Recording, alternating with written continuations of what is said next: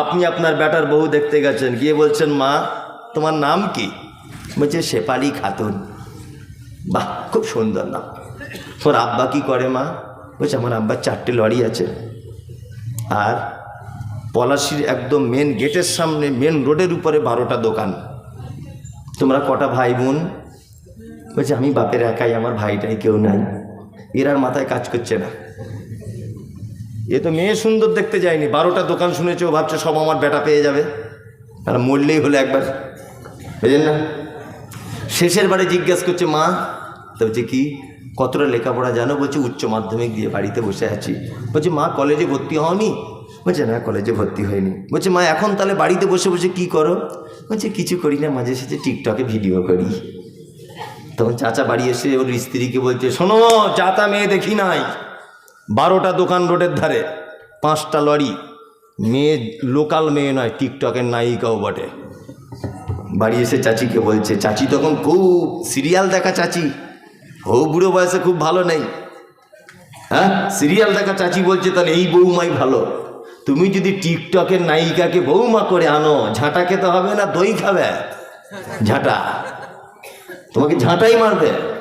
নবীজি বলেছেন তুমি একজন দ্বীনি শিক্ষায় শিক্ষিতা নারীকে তুমি যদি বিবাহের জন্য বৌমা হিসাবে নির্বাচন না যদি করো, সমাজে ফিতনা সৃষ্টি হবে, মারামারি লাগবে, সংসারে অশান্তি অরাজকতা দেখা দেবে। একথা বলছেন মুহাম্মদ সাল্লাল্লাহু আলাইহি ওয়াসাল্লাম। দিনদারি নারীকে আগে প্রাধান্য দেন। আর সত্যি দিনদারি মেয়ের দাম আছে, বললে হবে না। আমার তো মহিলা মাদ্রাসা আছে, সোশ্যাল মিডিয়া দেখেছে, কত ডাক্তার মাস্টার উকিল ফোন করছে, হুজুর একটা মেয়ে দেখে দেন না মাদ্রাসা থেকে। আর আমিও সেরকম লোক, দেখে দিতে পারি, 1 লাখ টাকা লাগবে, 1 লাখ। মেয়ের বাপকে তো দিতে হবে না, তোমাকে লাগবে আমার মাদ্রাসায় ডোনেট 1 লাখ, তবে ভালো মেয়ে পাবে। কেন অন্য জায়গায় মেয়ে ভালো পাচ্ছ না এখন? আমি বলে দিচ্ছি, মেয়ে এখন মাদ্রাসায় পড়ানো ছাড়া মেয়েকে আর ভালো রাখা যাবে না। বর্তমান যে সমাজ হয়েছে, ভালো রাখা সম্ভব বলুন? পিছনে পিছনে ঘুরবেন আপনি আপনার মেয়ের, আমি আমার মেয়েকে ভালো রাখতে পারবো না, কোনো সম্ভব নয়। বিনীত অনুরোধ, পিতামাতার সঙ্গে খারাপ ব্যবহার করিয়েন না ভাই, আখেরাত হারিয়ে যাবে। আখেরাতের দিককে লক্ষ্য রাখবেন, পিতামাতার সঙ্গে সেবা করবেন, যত্ন করবেন। শীতের দিনে কম্বল চাদর যেটা লাগবে এনে দেবেন, যেটা খেতে চায় মা, মায়ের পিছনে খরচা করবেন। পৃথিবীর উত্তম খরচা করার জায়গা হচ্ছে এটা। চলুন, তারপরে লোকমান হাকিম তার বেটাকে আরো অনেক কথা বলছেন, আমি সেগুলো বাদ দিয়ে মাঝখানে 2টো আয়াত বাদ দিয়ে তারপরে বলছি।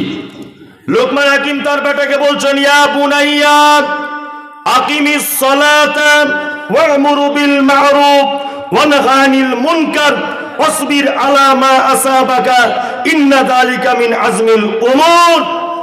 বেটা সালাত আদায় করবে, নামাজ পড়বে। কি করবে? নামাজ পড়বে। নামাজ পড়েন তো আপনারা? পড়ছেন? 5 ওয়াক্ত পড়ছেন তো? ওই কারা 5 ওয়াক্ত কারা? হ্যাঁ, আমি সব বলছি, হবে তো শুরু করেছি, এবার আপনি থামুন। কি দিই দেখুন ওষুধটা, হোমিওপ্যাথি ওষুধ। দাঁড়া, তার মানে নামাজি আছে অবশ্য, কিছু কম আছে, তাই না? কম। আমাদের বাজারে 4-5 কোয়ালিটির নামাজি দেখতে পাওয়া যায়। 1, জোহরে যায়, আসরে যায়, মগরিবে টাইম পায় না, এর সাথে খুব ব্যস্ত, ফজরে ঘুম ভাঙে না, এরকম আছে না? আচ্ছা। 2, শুধু জুম্মার দিনে যায়। 3,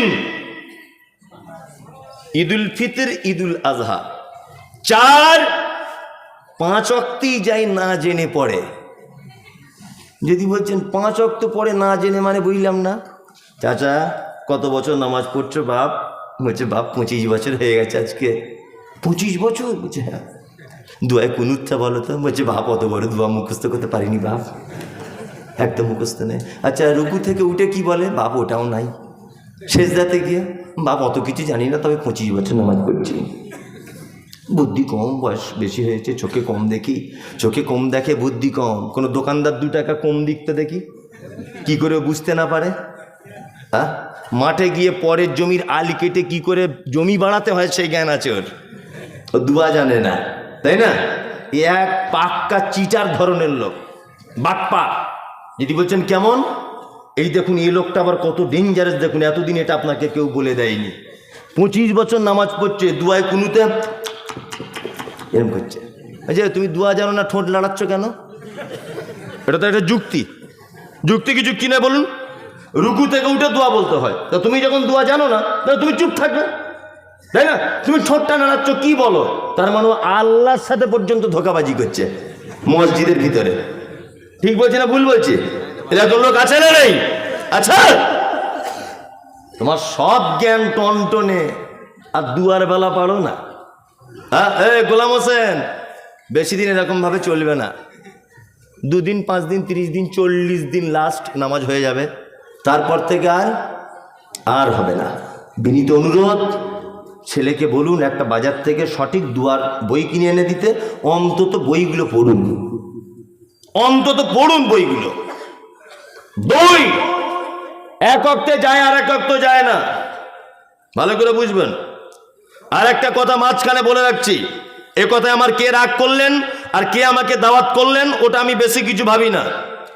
ইদানিং আমাদের অনেক মসজিদ কমিটিতে যারা আছে এদেরকে দেখা যাচ্ছে যে এরাও কিন্তু অনেক মানুষ থাকে বেনামাজি, থাকে না? থাকে। এদেরকে কাল সকাল হতে হতে, যদি আপনাদের এখানে সেরকম থাকে, কাল সকালই মিটিংটাকে বাদ দিয়ে দেন। কারণ আল্লাহ কমিটি নির্বাচন করেছেন পবিত্র আল কোরআনে। আল্লাহ দেখুন, ইমাম সাহেবের গলার সুর ভালো হবে কিনা এটা আল্লাহ বলেনি, ইমাম সাহেব দেখতে কেমন হবে এটা আল্লাহ বলেনি, ইমাম সাহেবের যোগ্যতা কতটা থাকবে এটা আল্লাহ বলেনি, কিন্তু আল্লাহ বলেছে মসজিদের কমিটি যারা হবে, যারা এর কমিটি বা এর পরিচালনার দায়িত্ব থাকবে, তার প্রথম গুণ হচ্ছে সালাত আদায় করবে, 5 ওয়াক্তে নামাজ পড়তে হবে তার।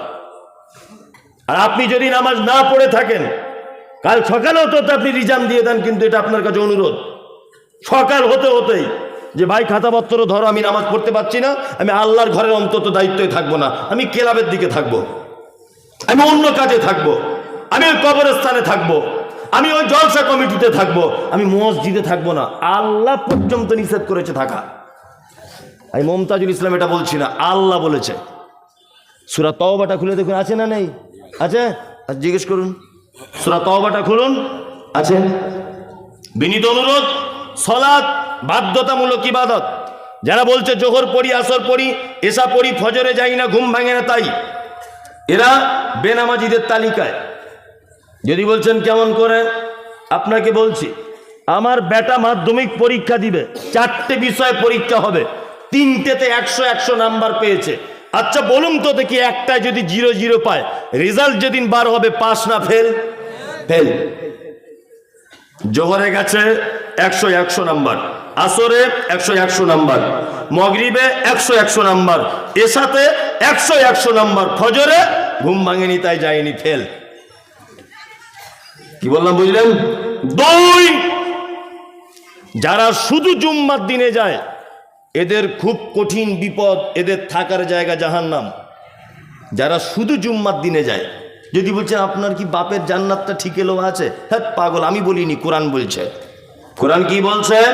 কোরআন বলছে ফাওয়াইলুল লিল মুসাল্লিন, ওয়াইল নামক জাহান্নাম ওদের জন্য, আল্লাযীনা হুম আন সালাতিহিম সাহুন, যারা সালাত আদায় করে অস্বস্তি সহকারে, আল্লাযীনা হুম ইউরাউন, যারা লোক দেখানোর কারণে নামাজ পড়ে।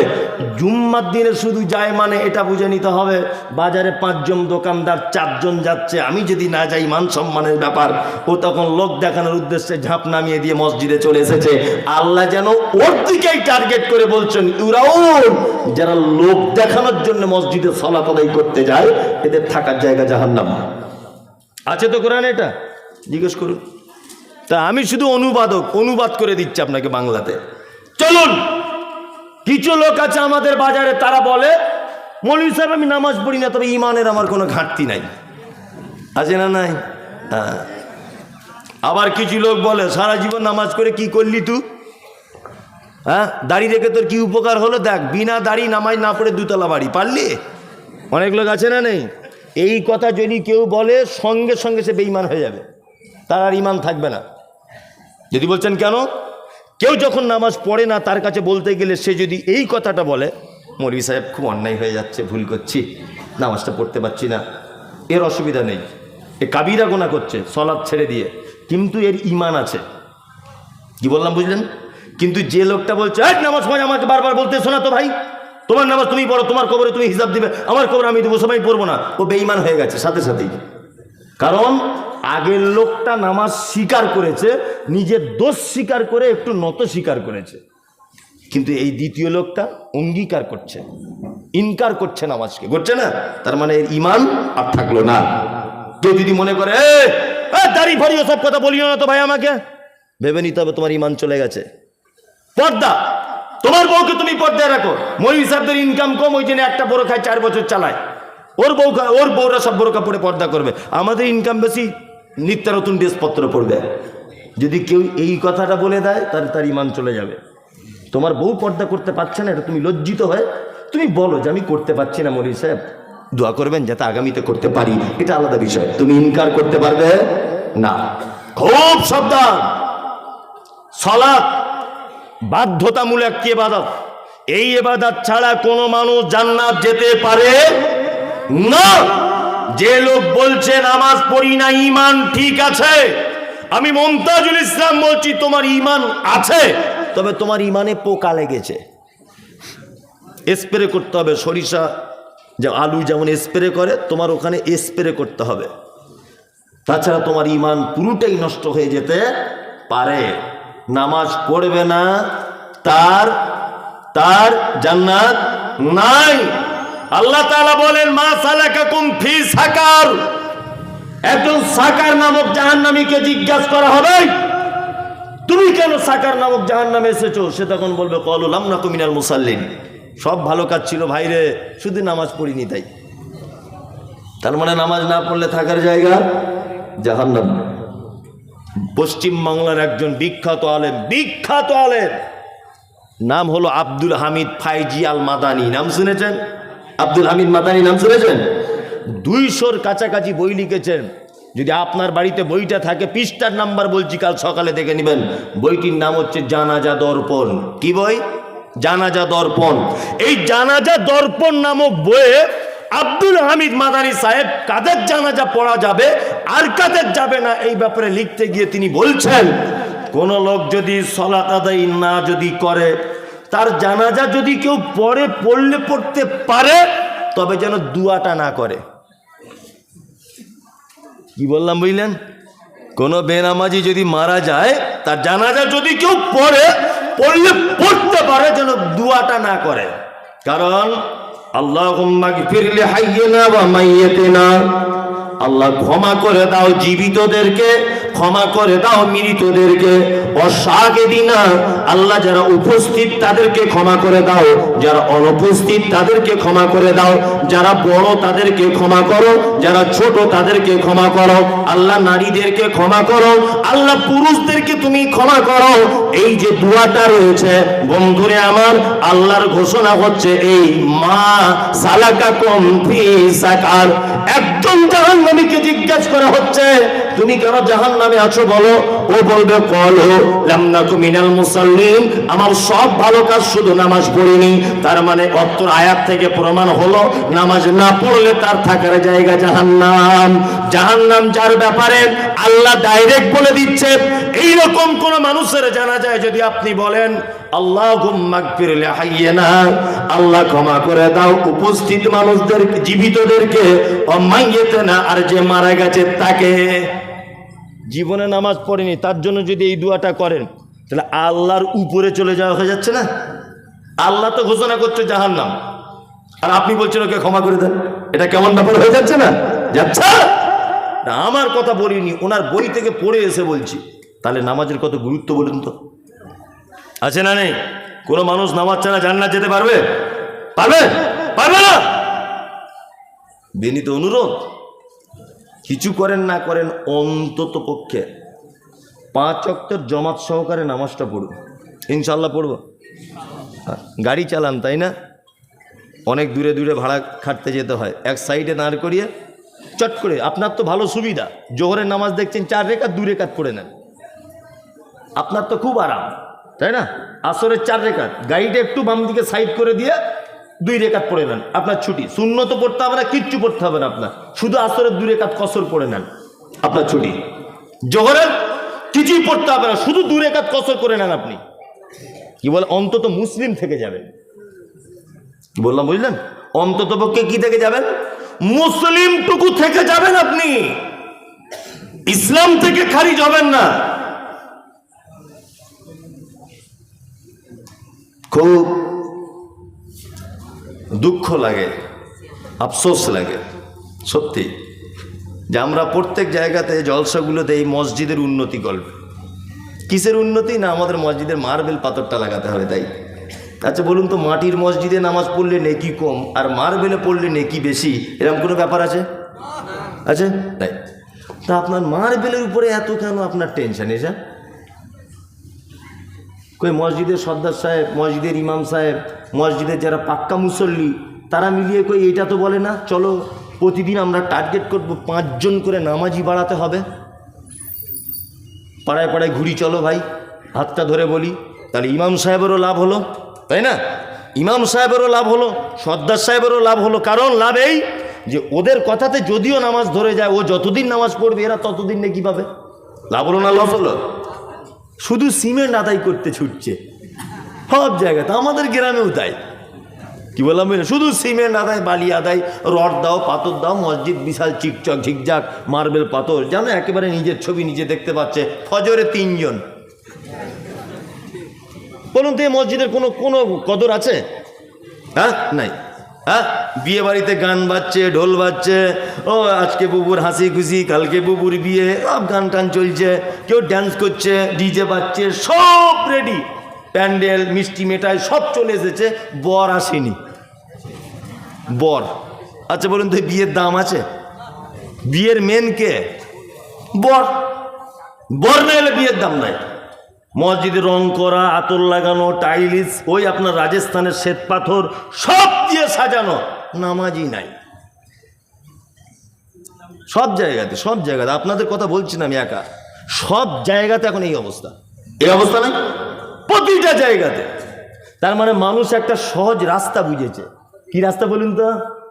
এই যে একজনে 5,000 টাকা দিয়েছে আর বক্তা বলছে, ও গো আল্লাহ দয়াময়, দয়ারই সাগর, করুণা করো গো তুমি অমুকের উপর, মানে এমন দোয়া করছে মনে হচ্ছে জান্নাতে জায়গা নাই, ওকে ঠেলে ঢোকাচ্ছে, তুই ঢোক তাড়াতাড়ি। কি বুঝেছে? কেউ 2,000 দিচ্ছে, মাঝখানে ছেড়ে দিয়ে পালিয়ে আসছে, কেউ 20,000 ঢুকিয়ে দিয়ে চলে আসছে জান্নাতে। মানে এও ভাবছে যদি এত বড় বক্তা মমতাজুল ইসলাম, সারা পশ্চিমবাংলার নাম করা লোক, এ আমার জন্য দোয়া করছে জান্নাত যাবো না, মানে ঘোড়ার ডিম যাবে। 10 পয়সা নেকি নাই। সলাৎ ছাড়া তোমার কোনো নেকি কিয়ামতের দিন আল্লাহর দরবারে কাজে আসবে না, আসবে না, আসবে না, কোশ্চিন কালেও আসবে না। কি বললাম বুঝলেন? আসবে না। সলাৎটা ঠিক কেমন জানেন তো? নামাজটা কেমন জানেন? আপনাকে বোঝায়। আমার ছেলে আমাকে মাঝে সাঝে বলে, আব্বা মিলিটারির চাকরি করব। এই আর কি, আমার ছেলের বয়স 12 বছর, শুধু বলে আব্বা বড় হলে আমি মিলিটারি হব। আমি যদি হবি হ, তো যদি শখ থেকে তাই হয়। 12 বছর বয়স, কিন্তু আমার থেকে আমার ছেলে এতটা আরো লম্বা বেশি, আর সেই চেয়ারা স্বাস্থ্য, মিলিটারি মতোই লাগে দেখে আর কি, বাঘের বাচ্চা। তাই আমি বলছি ঠিক আছে তুই মিলিটারি হ, তাহলে অসুবিধা নেই। ও তো বোঝে না ক বছর বয়সের। তা বোঝানোর জন্য বলছি, আমার ছেলে পরীক্ষা দিয়েছে, ধরে নেন রান করেছে মাঠে ফার্স্ট, একদম 1 নম্বরে। আমার ছেলে জাম দিয়েছে, আমার ছেলে ফার্স্ট। লিখিত পরীক্ষায় আমার ছেলে ফার্স্ট, মৌখিক পরীক্ষায় আমার ছেলে ফার্স্ট। লাস্ট একটা জিনিস পরীক্ষা, হাইটটা মাপা হচ্ছে, তখন যে অফিসার মাপছে ফিতে নিয়ে দেখছে আমার ছেলে 3.5 ফুট। আচ্ছা বলুন তো চাকরি হবে মিলিটারিতে? হবে? হবে না। হেডমাস্টার হতে পারবে, ও ডাক্তার হতে পারবে, ও ইঞ্জিনিয়ার হতে পারবে, তাই না? ও উকিল হতে পারবে, ও ব্যারিস্টার হবে, ও বিচারপতি হবে, সব কিছু হবে। কিন্তু মিলিটারি এই চাকরিটা বা আর্মিতে আমার ছেলে কোশ্চিন কালেও চান্স পাবে না। কারণ এই চাকরির শর্তটাই হচ্ছে লেখাপড়া তুমি মাধ্যমিক উচ্চ মাধ্যমিকে 4-5টা ব্যাক পাবো, তো অসুবিধা নেই। হাইট ভালো হতে হবে, চেহারা ভালো হতে হবে, রান ভালো করতে হবে, ক্ষমতা ভালো থাকতে হবে, শরীরে কোনো খুঁত থাকলে হবে না, এটাই ব্যাপার। তাই না? হাইট ভালো হতে হবে, তার মানে বোঝা যাচ্ছে যে এই ডিপার্টমেন্টের এটাই মেন শর্ট, যে হাইটটা ভালো হতে হবে। ঠিক তেমন জাকাত দিয়েছেন আলহামদুলিল্লাহ, জলসা শুনেছেন, আলহামদুলিল্লাহ নেকি হয়েছে, কোনো অসুবিধা নেই, কোনো অসুবিধা নেই। বোনের জমি বুঝে দিয়েছেন, আলহামদুলিল্লাহ খুব ভালো জিনিস। পাড়া প্রতিবেশী সবার সঙ্গে ভালো ব্যবহার করেছেন, আলহামদুলিল্লাহ খুব ভালো জিনিস। শুধু নামাজ নেই, জান্নাত নেই। সব ভালো কাজ, শুধু নামাজটা নেই, জান্নাত নেই। জান্নাতের মূল শর্তই ইবাদতটা। কি বুঝতে পারছেন? স্টেজে সবাই মোটামুটি ঘুম ঘুম ভাব, 11:30 বেজে গেছে, 12টা বাজতে যাচ্ছে, বুঝলেন না? সবাই ঘুম ঘুম ভাব। আর আমার আল্লাহ রহমতে সব ঘুম টুম লাগে না, যাই হোক, আমার কোনো ব্যাপার নয়। হ্যাঁ, আপনি চালিয়ে যান, ও মজা লেগেছে খুব। আল্লাহ তাআলা তারপরে বলছেন, ইয়া বুনাইয়া আকিমিস সালাত। লোকমান হাকিম তার বেটাকে বলছে, বেটা সালাতটা আদায় করো। অসবির আলা মা আসাবাক, আর বিপদ আপদ হলে ধৈর্য ধারণ করো। কি বললাম বুঝলেন? আল্লাহ তাআলা তারপরে বলছেন, ওয়ামুরু বিল মারুফ, ভালো কাজের আদেশ দাও, মন্দ কাজে নিষেধ করো। দুটো, একটা মন্দ কাজ আর ভালো কাজ বলে দেবো নাকি? বলে দিই, বলে দিই। প্রথম মেয়েরা শুনছে নাকি কোথা থেকে? ওদের ব্যাপারে একটা হাদিস বলে দিই, আর আপনাদের ব্যাপারে একটা হাদিস বলে দিই। প্রথমে তুই ভাই ধৈর্য। আল্লাহ নবী বলছেন, আল মারাতু ইজা সাল্লাতু খামসাহা, একজন নারী যদি 4টে কাজ যদি করে জান্নাত চলে যাবে। 1 নম্বরে হচ্ছে সে যদি 5 ওয়াক্তের সালাত আদায় করে, অসামাত শাহরাহা, আর 1 মাস যদি সে সিয়াম পালন করে। কতদিন সিয়াম রাখবে, কতদিন রোজা রাখবে?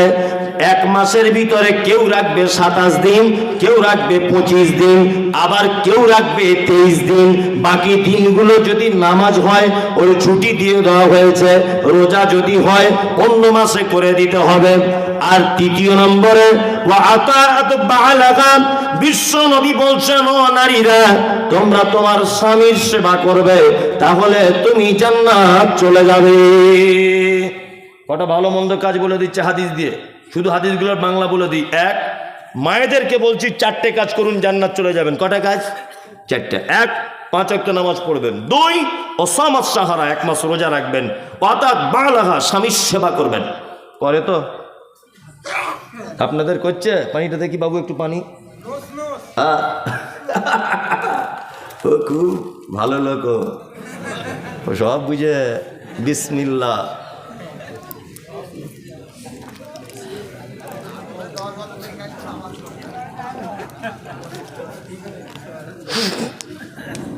আলহামদুলিল্লাহ। স্বামীর সেবা করবে। ওসব আমাদের ভালোবাসা প্রেম প্রীতির কথা বাদ দেন। বিশ্ব বরেণ্য নবী মুহাম্মদুর রাসূলুল্লাহ সাল্লাল্লাহু আলাইহি ওয়াসাল্লামের বিবিদের কাছে একবার যাওয়া যাক, যে তাদের বিবিদের সঙ্গে নবীদের কেমন ভালোবাসা ছিল। আম্মা জান আয়েশা বলছেন, যে গেলাসে আমি পানি পান করিতাম, পান করা হয়ে গেলে নবীকে দিতাম। দেখিতাম আমি অগণিজ নয়নেতে, ওখানে মুখ লাগাইয়া নবী পান করিতেন। গোস্ত খেয়ে হাড্ডি গুলো ফেলিয়া দিতাম, চুষে চুষে খেত নবী চোখেতে দেখিতাম। আম্মা জান আয়েশা বলছেন, আমি গেলাসে যে জায়গাটা মুখ লাগিয়ে পানি পান করেছি, গেলাসটা এরকম করে রেখেছি, আড়ালে আড়ালে দেখেছি আল্লাহর নবী ওই জায়গাটাতেই মুখ লাগিয়ে আবার তিনি পানি পান করতেন। আমাদের বাড়িতে যদি কখনো গোস্তের হাদিয়া আসতো, তাহলে আমি অল্প বয়সের নারী, গোস্ত ভালো চিবাতে পারতাম না, হাড্ডিটা গোস্ত সহ ফেলে দিতাম দস্তরখানে। আল্লাহর নবীকে দেখেছি ওই হাড্ডিটা আবার তুলে নিয়ে চিবিয়ে চিবিয়ে রস বার করে করে খেতে। এই ভালোবাসা আছে? নাই। আপনার বউ আপনার আঁটু খায়, আর হারামখোর সারাদিন যে বিড়ি টানে, ওর মুখের যা গন্ধ, ঠিক বলছি কিনা? ওর মুখে যা গন্ধ, ওর বউ থাকে কি করে সেটাই ভাবি। আশ্চর্য ব্যাপার। বাসে ট্রেনে তো উঠি না, নিজের গাড়িতে করে যাতায়াত করি, তো যখন বাসে ট্রেনে উঠতাম এই বিড়ি সিগারেট এসব যারা খেয়ে ওঠে, এত গন্ধ, পাশে থাকে কে? আঁটু খাওয়া তো দূরের কথা, তাই না? আর আম্মা জান আয়েশা কি বলছেন? যে গেলাসে আমি পানি পান করিতাম, পান করা হয়ে গেলে নবীকে দিতাম। দেখিতাম আমি অগণিজ নয়নেতে, ওখানে মুখ লাগাইয়া নবী পান করিতেন। গোস্ত খেয়ে হাড্ডিগুলো ফেলিয়া দিতাম, চুষে চুষে খেত নবী চোখেতে দেখিতাম। বিশ্ব নবী বলছেন ওয়া আতাআত বা'লাহা, ও নারীরা তোমরা স্বামীর সেবা করবে। ওয়া আহসানাত ফারজাহা, 4 নম্বরে শুনে নাও, তুমি তোমার লজ্জাস্থানের হেফাজত করবে। ফাতাদখুল মিন আই আবওয়াবিল জান্নাতি সাত, তাহলে জান্নাতের 8টা দরজার ভিতরে যে কোনো দরজা দিয়ে তুমি চলে যাবে, পৃথিবীর কেউ তোমাকে আটকাতে যাবে না, কেউ আটকাবে না। লজ্জাস্থানে হেফাজত, পর্দা করতে হবে। এই মেয়েরা করে নদিয়ায়, হ্যাঁ মনে হচ্ছে যেন জজ কোর্ট, সুপ্রিম কোর্ট, কোর্ট বসে না আমাদের ওদিকে বসে, 4 জন এই জায়গায় বসে আছে রাস্তার উপরে, মেয়ে ছেলে এলে গল্প করছে। সব জায়গা আছে না, সব দরজা দরজায় দেখছেন। তাহলে আমি মনের কথা বুঝতে পারছি কোন জায়গায় কি ওষুধ লাগবে। সব ঘটনা ঘটছে কি ঘটছে না, আর ওদের কাজই হচ্ছে কি ব্যাপার, ও কথা বলছে কার সাথে, ওর বউকে গিয়ে বলছে ভাবি, ও খাদিজা ভাবি একটা কথা বলবো, ভাই মনে হয় কারুর পাল্লায় পড়েছে। এই যে বলে দিয়ে চলে গেল, সংসারে 12:30 বাজিয়ে দিয়ে গেল। কি বলছি বুঝতে পারছেন না? এদের কাজই হচ্ছে পিয়নগিরি করা, নারী জাসুসি করা। এইখানে 4 জন, ওইখানে 4 জন, ওইখানে 5 জন বসে বসে এর বইয়ের কথা, ওই মৌলবী ইমামের কথা, ওই অমুকের মা কি করে, ওই অমুকের বেটা কি করে, সারা দিন এই কথা, সারাদিন এই কথা না, এই কথা। মনে হচ্ছে পাড়ার রিপোর্টার। সব পাড়াতে, গ্রামে গ্রামে, প্রত্যেক পাড়ায় এইরকম একটা একটা নায়িকা থাকে, যে সবাইকে আবার পরিচালনা করে। সবার আগে কথা তার কাছে প্রথমে আসে। কি বললাম বুঝলেন না? এরকম আছে না নেই? আচ্ছা, হযরত মুহাম্মদ বোকা লোক ছিলেন না খুব জ্ঞানী লোক ছিলেন? জ্ঞানী লোক ছিলেন। নবীজি কি বলছেন? আল্লাহ নবী বলছেন, যে রাতে মিরাজ হলো বিশ্ব নবীজির, নবী বলে জাহান্নামে নারীদের ভিড়। একজন মহিলা বলে বিশ্ব নবীজিরে, কোন কারণে বেশি ভাগ যাব জাহান্নামে? প্রথম কারণ হলো অধিক নারীগণ, অল্প ধলেতে তাদের ভরে না গমন। দ্বিতীয় কারণ হলো অধিক নারীগণে আর ঝগড়াঝাটি বেশি করে নিজে স্বামীর সনে। তৃতীয় কারণ হলো শোনো সমাচার, না শুকরিয়া করে ও নিয়ামত আমার। গীবত যে বেশি করে এক অপরের তরে, এহেন কারণে নারী যাবে জাহান্নামে।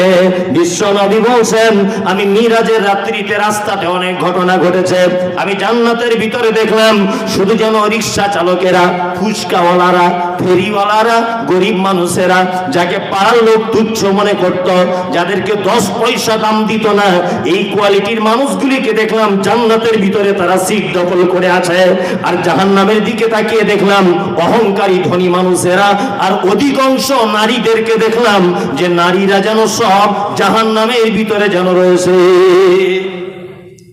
বিশ্বনবী ফেরত এলেন, বক্তব্য রাখতে রাখতে বলছেন, ইয়া মাশারান নিসা, হে নারী জাতি, তাসাদদাকনা তাসাদদাকনা, তোমরা বেশি করে সাদকা করো।